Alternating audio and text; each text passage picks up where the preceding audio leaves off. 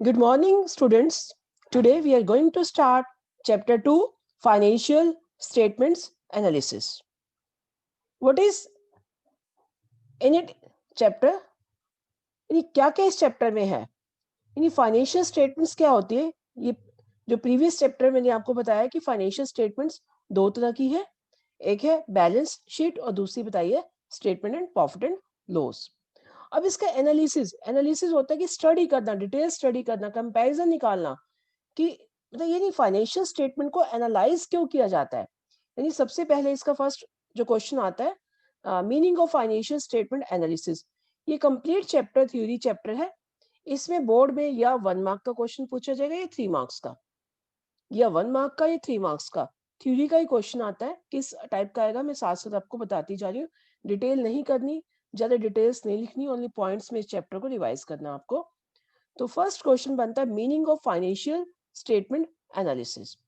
तो what is the meaning? जितना मैंने अंडरलाइन कर रखा है बस आपने उतना ही रिवाइज करना है। यानी फाइनेंशियल स्टेटमेंट एनालिसिस, यहाँ से जहां से अंडरलाइन किया हुआ है, financial statement analysis is a, देखो एरो डाला ना, is a systematic process of, financial statement analysis is a systematic process of क्या किया, classifying data into simple groups, and a comparison of various groups is made with one another to pinpoint the strong points and weaknesses of the business. यानी क्या मतलब? यानी financial statement is a systematic process of classify data into simple groups. इतना भी कर सकते हो, so that make comparison easy, ताकि उनका कंपैरिजन इजी हो जाए। जैसे आपने क्या किया था, सारी करंट एसेट्स को आपने सारी बैलेंस शीट को हेड्स और सब हेड्स में बांटा है। जैसे एसेट्स है, एसेट दो टाइप के, करंट एसेट और नॉन करंट एसेट। ये सारी करंट एसेट को इकट्ठा डाल दिया एक ही जगह पे और सारी नॉन करंट एसेट को इकट्ठा डाल दिया, ग्रुप बना लिए। और फिर ऐसा इसलिए बनाया गया है ताकि एक दूसरे ग्रुप को आपस में कंपैरिजन करना आसान हो जाए, ताकि हमें पता लग जाए क्या स्ट्रॉन्ग पॉइंट्स है और क्या बिजनेस की वीकनेसेस है। तो इसलिए हम फाइनेंशियल स्टेटमेंट्स को एनालाइज करते हैं। ये जो फाइनेंशियल स्टेटमेंट बैलेंस शीट बनाई है या प्रॉफिट एंड लॉस है, अभी प्रॉफिट एंड लॉस का फॉर्मेट अभी मैंने आपको नहीं बताया, अभी सिर्फ मैंने आपको बैलेंस शीट करवाई है। उसके अकॉर्डिंगली जितना भी आपके पास प्रॉफिट एंड लॉस आएगा, जितनी भी बैलेंस शीट आएगी, उसका कंपैरिजन करना, उसको स्टडी करना, this is known as financial statement analysis.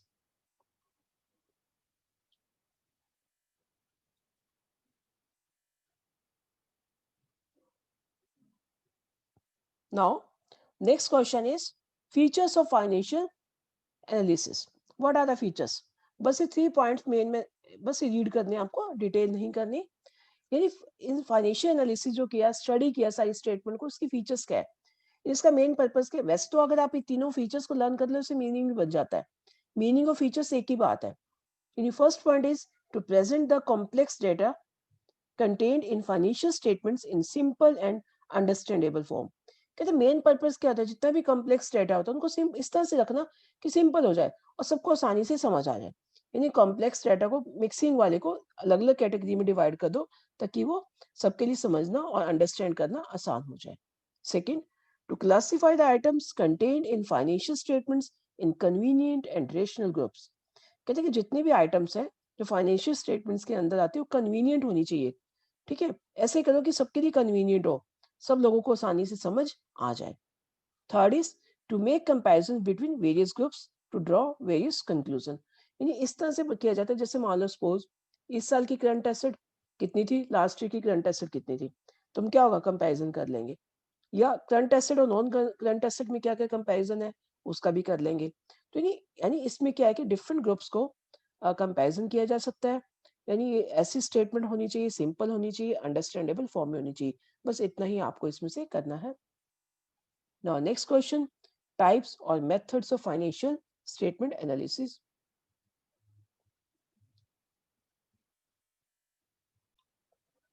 One is external analysis. What is external analysis? This analysis is made by the parties who are outsider for the business।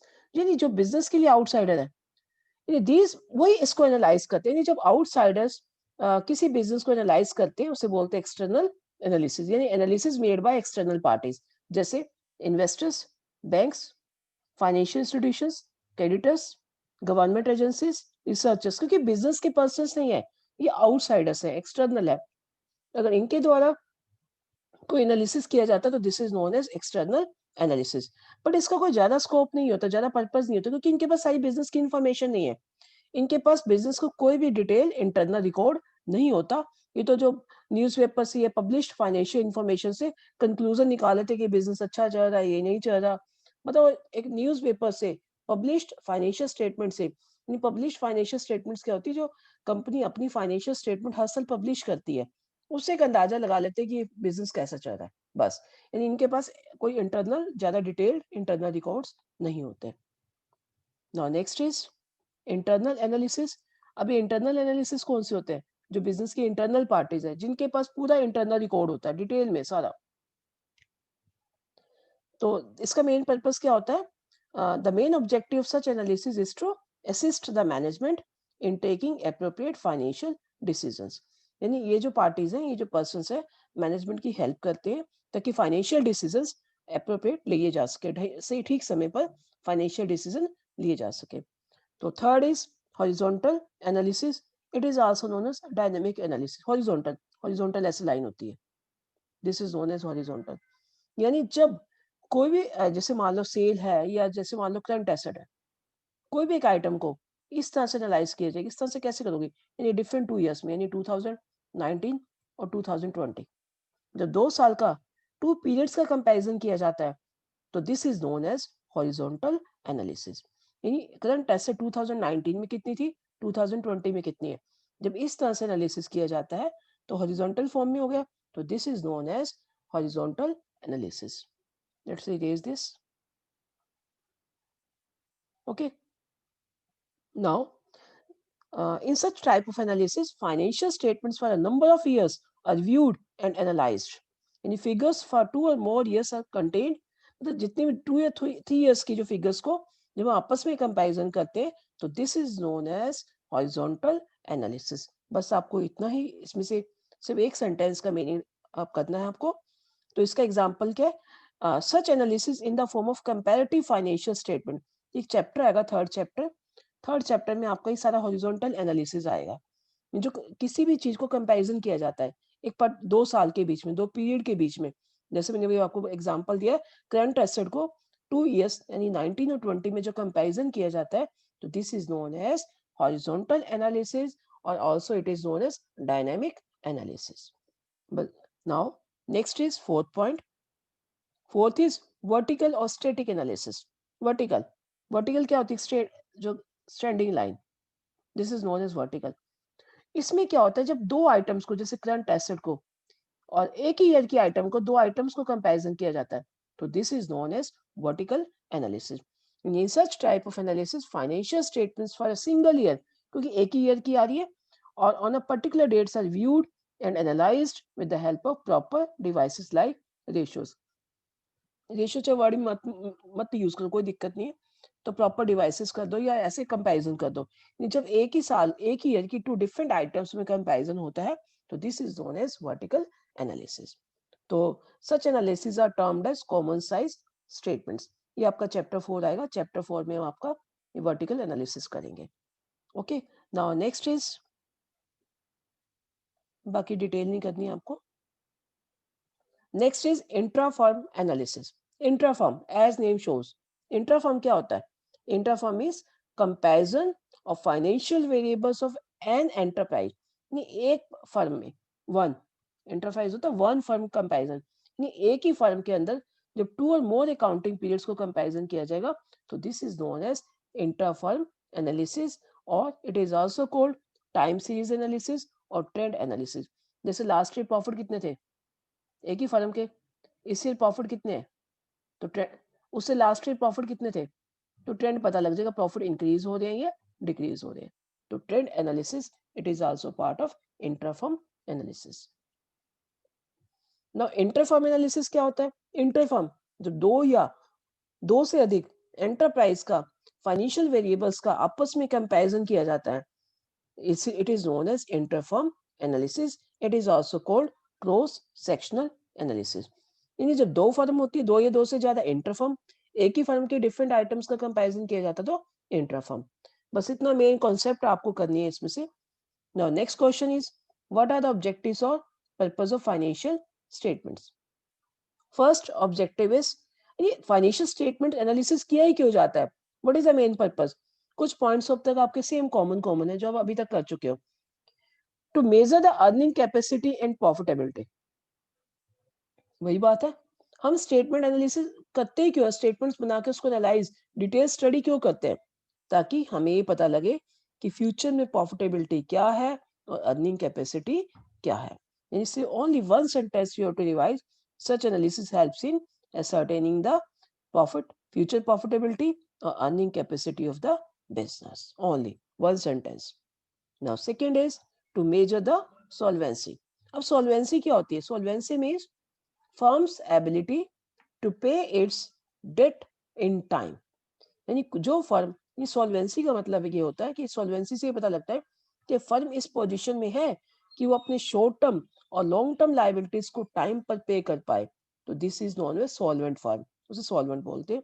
In it can be ascertain, solvency में क्या पता लगाया जाता है, it can be ascertain from financial analysis whether the business is in a position to pay its short term and long term liabilities in time.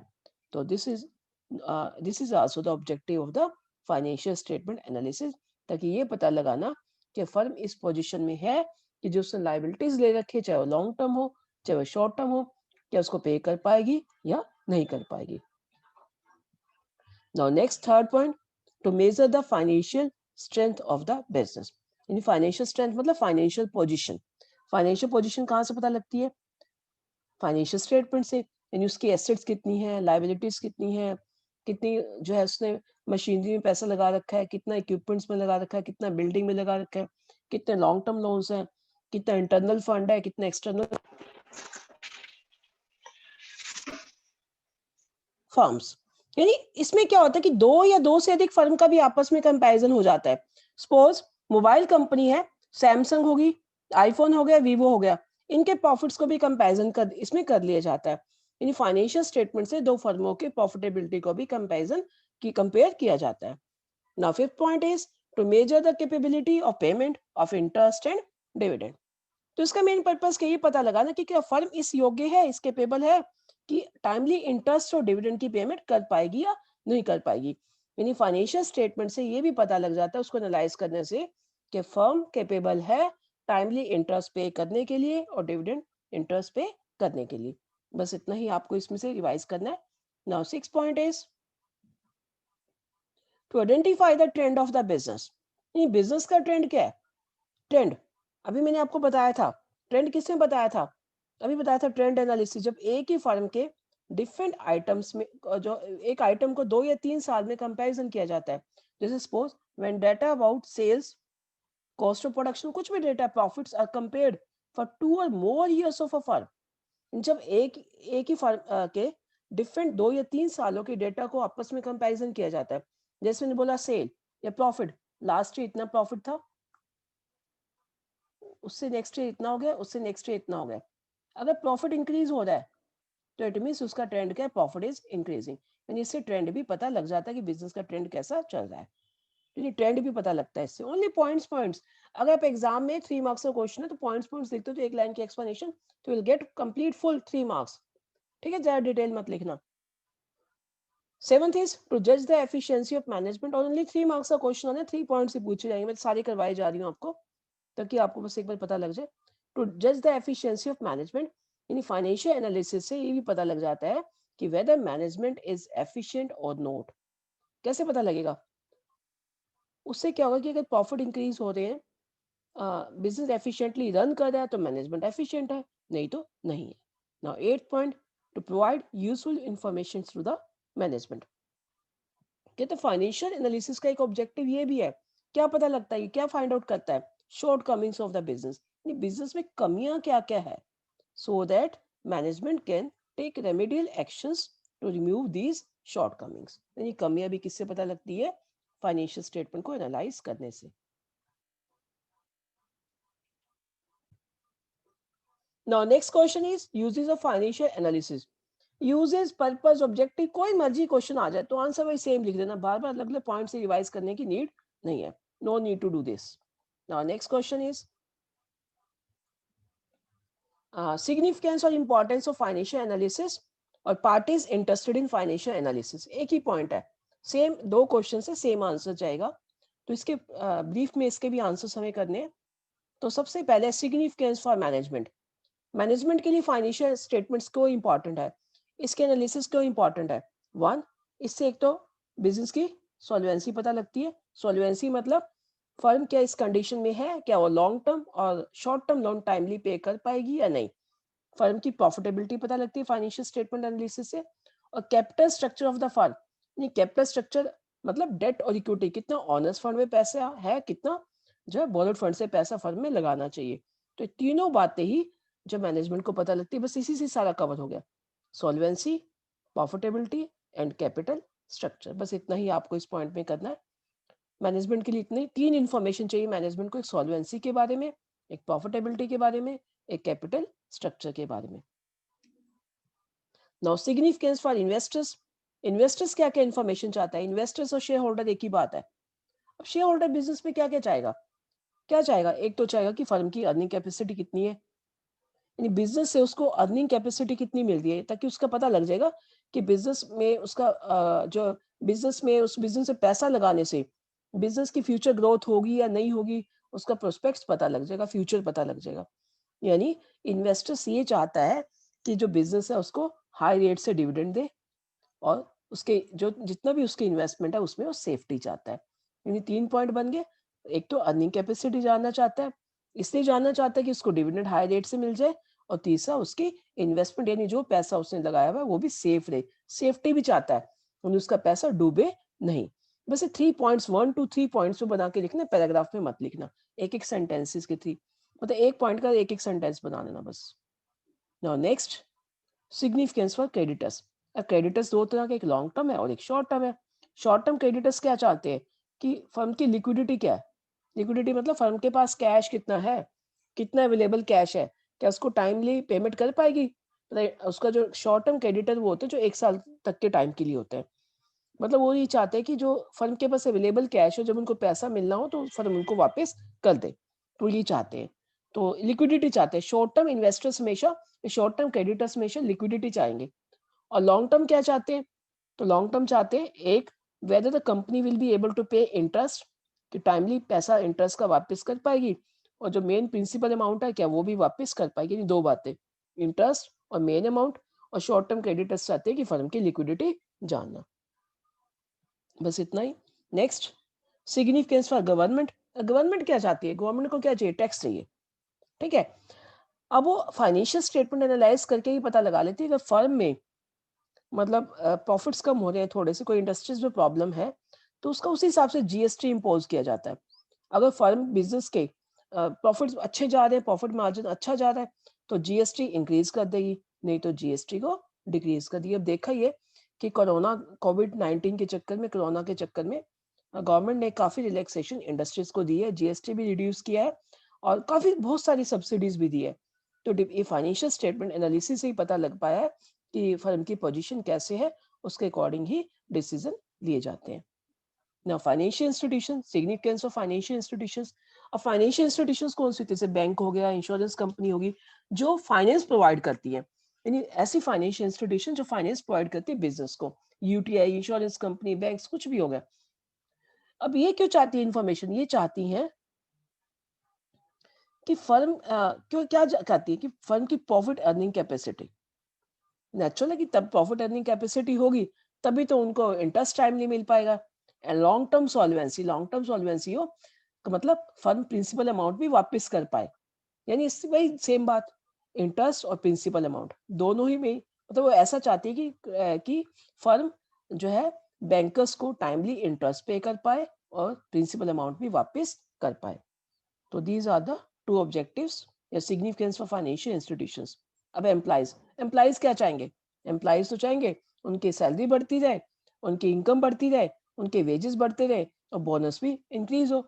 ये तो चाहते हैं. उनको ये पता लग जाता है प्रॉफिटेबिलिटी से, बिजनेस की फाइनेंशियल स्टेटमेंट एनालिसिस से कि कितने प्रॉफिट हो रहे हैं, तो उससे उनको अंदाजा लग जाता है कि उन्हें कितने वेजेस मिलने वाले हैं, कितनी सैलरी में इंक्रीज होने वाला है, कितना उनको बोनस मिलने वाला है. Now next 7 significance of stock exchange. अब स्टॉक एक्सचेंज अथॉरिटी क्या चाहती है? वो फाइनेंशियल स्टेटमेंट एनालिसिस इसलिए करती है ताकि डिटरमाइन कर पाए प्राइस अर्निंग रेशियो, यानी एक जो रेशियो जो है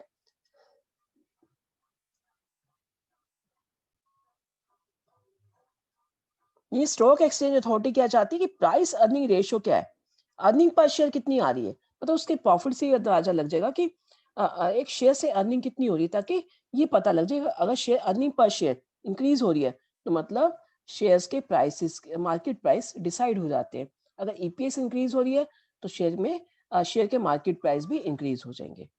now significance for taxation authority. अब टैक्सेशन अथॉरिटी कोई सेम, कोई जीएसटी वाला सेम पड़ेगा पॉइंट, ये इनकम टैक्स वाला। सिग्निफिकेंस फॉर रिसर्चर्स, एक एक सेंटेंस क्या, ये तो वैसे ही रीड कर लेना। And significance for other parties, no need to revise, ये तो पॉइंट दो तो एंड वाले करने की नीड ही नहीं है। Now next is limitations of financial analysis. Now what are the limitations of financial statement analysis? First point is affected by window dressing. अब सबसे बड़ी मेन प्रॉब्लम क्या आ गई है कि जितनी भी फाइनेंशियल स्टेटमेंट एनालिसिस तैयार होती है तो फाइनेंशियल स्टेटमेंट किसके बेस पे होती है, मतलब खुद ही जो उसके ऑनर है वही बनाते हैं उसे, तो एक पर्टिकुलर अकाउंटिंग डेट को बनती है। तो कई बार क्या करते हैं कि ऑनर जो अपने +1 अकाउंट्स में पढ़ा था लिमिटेशंस ऑफ अकाउंटिंग में, कि वो अपनी जो है क्या करते हैं कि जानबूझ के फाइनेंशियल पोजीशन अगर अच्छी नहीं है उसको कवर अप करने के लिए प्रॉफिट ज्यादा दिखा देते हैं।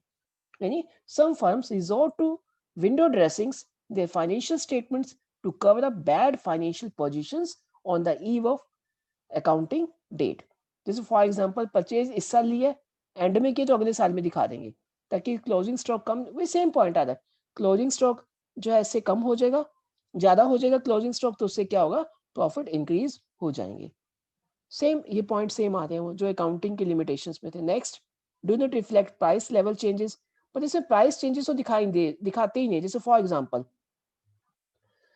Example if two in 2019 a firm sells 10,000 meter cloth of rupees 10 lakh, अब सेम फर्म 2020 में वही सेम मीटर कपड़ा 15 लाख में बेच रही है, तो इससे क्या हो गया, प्रॉफिट तो इंक्रीज हो गया 50%, बट सेल तो नहीं इंक्रीज हुई ना। सेल तो इंक्रीज होगी 15%, बट इससे क्या है, एक्चुअल में सेल तो इंक्रीज नहीं हुई ना, हो सकता है कि उसकी प्राइस बढ़ गई हो, सेल इंक्रीज होकर दिख गई है लेकिन एक्चुअल में इंक्रीज नहीं हुई। इस सेम एग्जांपल जो अपने +1 अकाउंटिंग के लिमिटेशंस में किया था। नेक्स्ट भी सेम डिफरेंट अकाउंटिंग पॉलिसीज, जैसे डेप्रिसिएशन के दो मेथड है, स्ट्रेट लाइन और रिटर्न डाउन वैल्यू मेथड, तो दोनों से ही जो फर्म की जो एसेट की पोजीशन अलग अलग ही पता लगती है, तो ये भी कई बार मिसलीडिंग कंडीशंस क्रिएट करता है। Now next is effect of personal ability and bias of analyst. अब इसमें वही तो है ही है, जो भी फाइनेंशियल स्टेटमेंट्स है ये अकाउंटेंट के द्वारा बनाए जाते हैं। वो क्या करते हैं कि उनकी पर्सनल बायसनेस आ जाती है, वो अपनी मर्जी से कोई भी मेथड लगा लेते हैं। जैसे एक तो ये डेप्रिसिएशन का मेथड है, एक कई बार क्या होता है कि रिटर्न ऑन कैपिटल निकालनी है, तो कुछ